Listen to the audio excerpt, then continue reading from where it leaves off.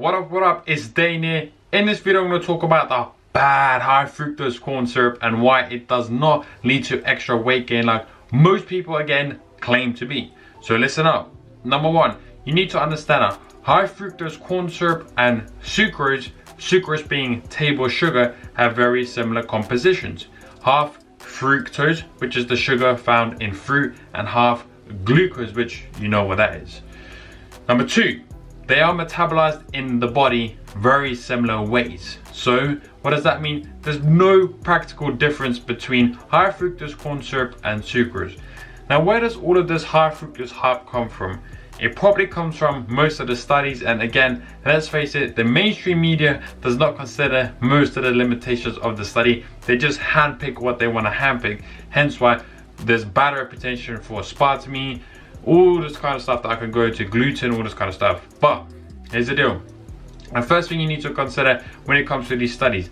Number one, the studies were on rats, which most studies also are. Number two, this is probably the most crucial thing. There was experiment number one and experiment number two. I'll pop these up on the screen now.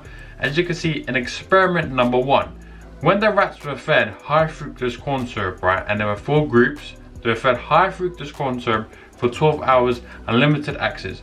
Those rats gained the most weight, but the rats fed high fructose corn syrup for 24 hours didn't gain as much weight, despite they're having more time to consume this high fructose corn syrup. So that's that.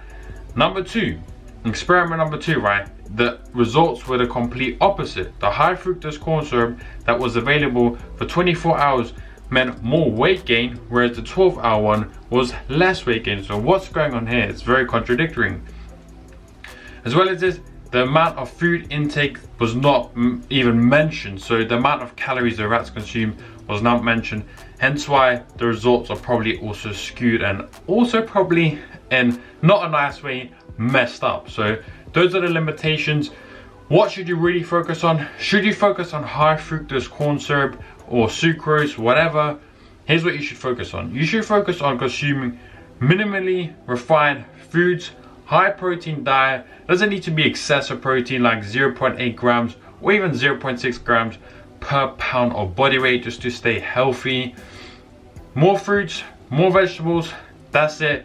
Keep your activity levels high, work out, get gains. That's what you need to do. Stop worrying about consuming high fructose corn syrup, aspartame, gluten, all this kind of stuff if you're a healthy individual.